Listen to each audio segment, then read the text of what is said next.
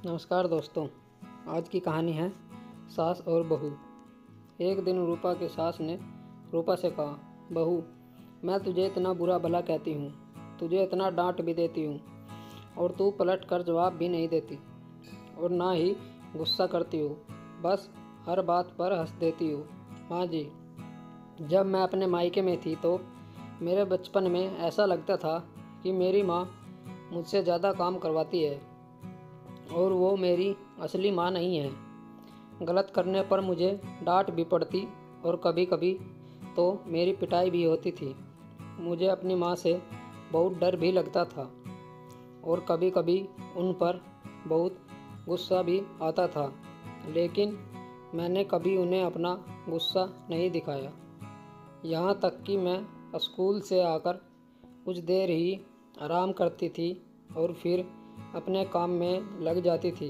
भाइयों की शादी होने के बाद मैं और ज़्यादा बढ़ गए थे, क्योंकि अब भाभीयों के काम भी मुझे ही करने पड़ते थे। मेरी माँ मुझसे कहती, काम करने से कोई छोटा नहीं होता, ये तुम्हारे आगे काम आएंगे। अब तुम्हारी शादी होगी और तुम ससुराल जाओगी। मुझे बहुत गुस्सा भी आता कि माँ भाभीयों को डांटती क्यों नहीं। मेरी शादी वाले दिन मेरी माँ मुझे अपने पास बैठाकर प्यार से कहने लगी, मुझसे जितना हो सकता था मैंने उतना किया, अब सब तेरे हाथ में है। तू ससुराल में कैसे रहती है, अपनी सास का दिल कैसे जीतती है। अगर तेरी सास तुझे डांट भी दे तो समझना तेरी माँ तुझे डांट रही है। बस यही बात है कि मुझे आपकी बातों का बुरा नहीं लगता, क्योंकि आप तो मेरी माँ हैं, सासू माँ।